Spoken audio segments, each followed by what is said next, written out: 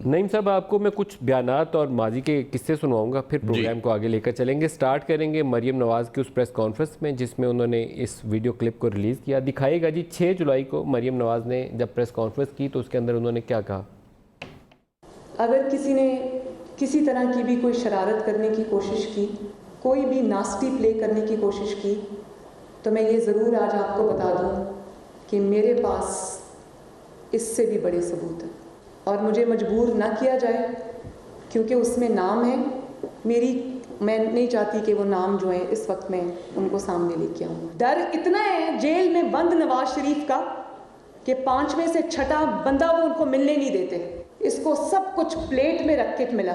یہ بیساکھیوں پہ جن پہ تم کھڑے ہو نا، یہ بیساکھیاں تمہارے سائیڈوں سے اگر ہاتھوں سے کھینچ لی جائے نا، ایک دن کیا تم 1 منٹ کھڑے نہیں رہ سکتے۔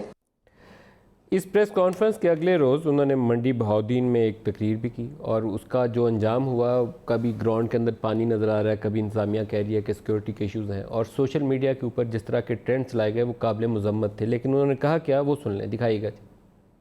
1 منٹ بھی نواز شریف کو جیل میں رکھنا جرم ہے نا۔ نواز شریف وزیر اعظم بنے گا، بلکہ پہلے سے کہیں زیادہ طاقت کے ساتھ وزیر اعظم بنے گا انشاءاللہ۔ یہ احتساب نہیں، انتقام ہے۔ عمران خان استعفیٰ دو، گھر جاؤ، گو سلیکٹڈ گو۔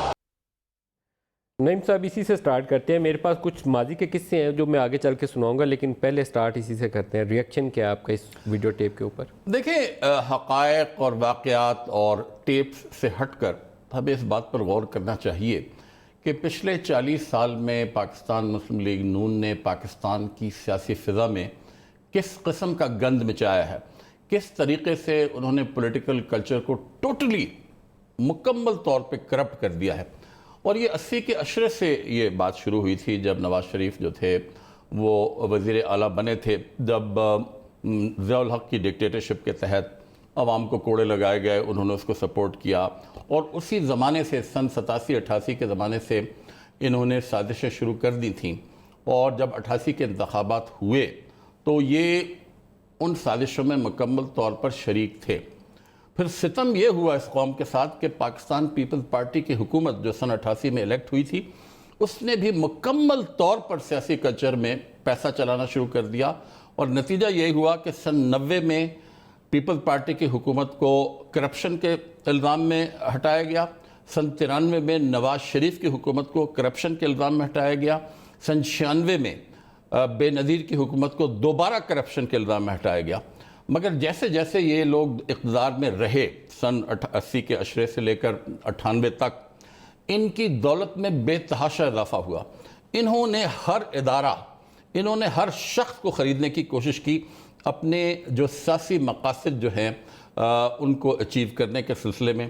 انہوں نے جوڈیشری کو خریدنے کی کوششیں اس وقت سے شروع کی تھی۔ اس وقت سے ججز کو اپوائنٹ کرتے تھے رشوت کے طور پر۔ یہ تاریخ کے واقعات ہیں، پیسہ چلتا تھا۔ یہ کوئی نئی بات نہیں ہے جو مریم نے کل کہی ہے۔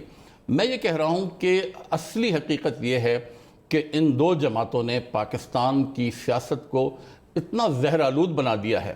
انہوں نے پاکستان کا جو ایک کلچر تھا، ایک حکومت چلانے کا طریقہ کار تھا، اس کو اتنا کرپٹ کر دیا ہے کہ اس کی صفائی کرنے میں ہماری حکومت کو بڑی دشواریاں پیش آ رہی ہیں، وقت لگ رہا ہے۔